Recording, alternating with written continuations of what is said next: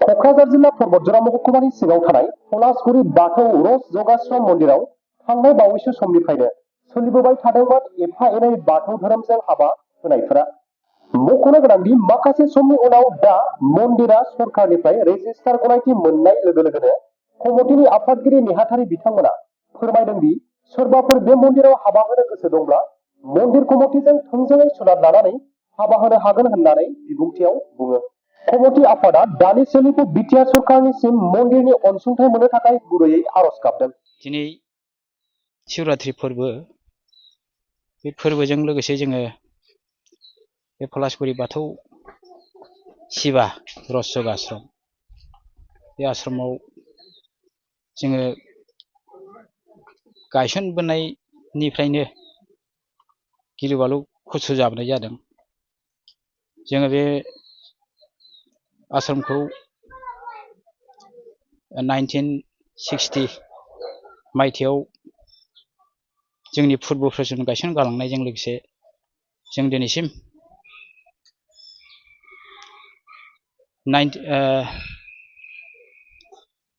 2026 बे बोसोरसिम दिनैसिम जों बहुद दुखु खस्थ'नि गेजेरजों बे आश्रमखौ रक्षनाबेक्षन खालामबोनांदों। बेनि गेजेरजों जोङो बे आइ आफानि बयनिबो एफा एनै मदद, थुलुंगा मदद हेफाजाब मोननानै लासै लासै बे आश्रमखौ जोङो सोरजिबोनो हादों। बे मदद हेफाजाब हरनाय बिथांमोन, बे जोंनि बे पलासगुरि बाथौ शिब रगाश्रम बेंजानाय जोंनि बे दाब दाब गामिनि, खाथि खाला गामिनि बयबो अनसुंथाइ हरनायजों लोगोसे बे दुलिगाव गामिनि सासे मानगोनां मुस्रि बुदिराम ब्रह्म, बे बिथाङा नायनोबो बांसिन अननानै जोंनो 2 लाख अनसुंथाइ हरनाय जादों।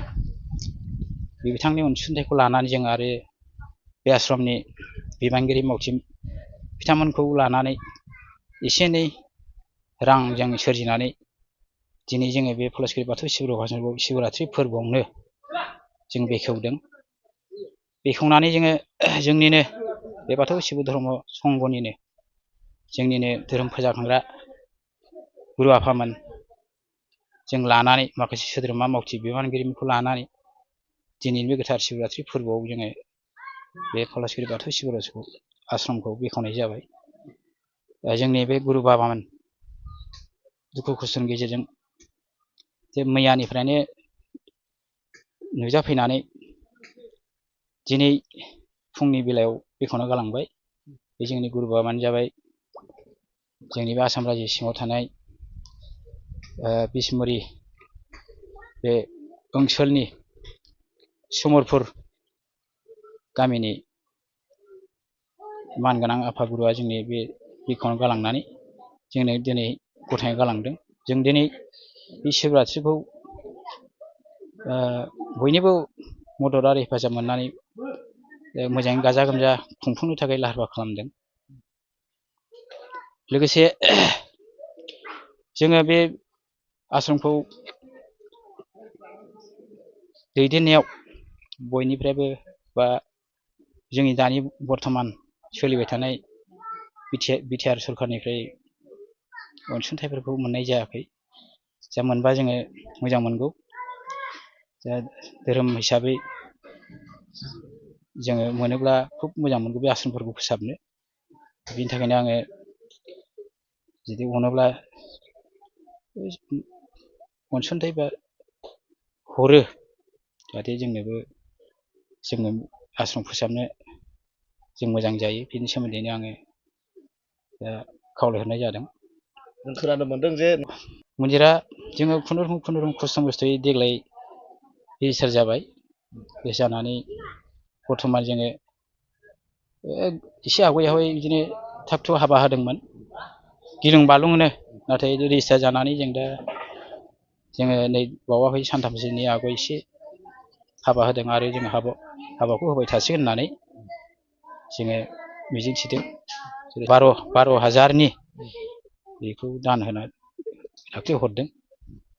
दा लोगोसे साफा सानै बे थिपखाय ओनसोलाव सिङाव थानाय सासे सोद्रोमा बे आश्रमाव फैनानै बे मा मोजां मोनदों बे माने 10,000 बान्था होलांदों आरो जोंनो 10,000 ओमफ्राय दा गोबां बिदि थाइफा थाइनै औ जिखुनु जोङो हाबाबो होयो ओमफ्राय जिखुनु मा सोरबाफोर माबाफोर फुजा होफैनो मा जिखुनु बिश्वकर्मा होयो ओमफ्राय शिबरात्रिथ' होखायो जाहैबाय ओमफ्राय बेबायदिनो बायदि बायदि जिखुनु जायखि मानि फुजा होफैयो होना हरो आरोखि बर्थमान हानायमानिखौ होना हरो।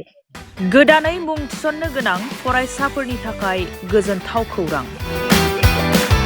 2024-25 सोलोंथाइ बोसोरनि थाखाय क'क्राझार जेडि र'ड सामगावनि भारत पेट्रलियामनि उल्था फारसे थानाय साबसिन रोंमोन्दांथि गोनां बड'लेण्ड पाय'नार पाब्लिक स्कुलाव फरायसाफोरनि मुं थिसननाया सोलिगासिनो दं। इंराजि बिजोंजों साबसिन सोलोंथाइ होनाय आरो सोलोंथायारि साबसिननि दावबायनायखौ जागायहोनो सिगां फारसे दं बड'लेण्ड पाय'नार पाब्लिक स्कुल। बे फरायसालिनि खाबुफोरा जादों साबसिन फरायसालि, साबसिन फेकाल्टिफोर, साबसिन इनफ्रास्ट्राक्चार, एयार कन्डिशनेड क्लास, स्मार्ट क्लासफोर, गेलेग्रा फोथार, सुइमिं पुल, सोलोंथाइ। गुवार गेलेग्रा फोथार गोनां फरायसालियाव गावनि रोंगौथिखौ दिन्थिफुंनाय आरो नोंथांनि गोहोखौ सुइमिं पुल सुबिदाजों जाफुंसारनायाव गोजावहो। अब्ला मानोथो गोनो गोथो जाबावनो? थाबैनो नैबे कन्टेक्ट 6901253728 नम्बराव सुलाद लाना गावनि फिसानि इयुननि गोजों सोरांखौ दानानै होनो मुं थिसननो थाखाय खौरां लाहरदो। बड'लेण्ड पाय'नार पाब्लिक स्कुल क'क्राझार, थं क'क्राझार सामगाव भारत पेट्रलियामनि उल्था।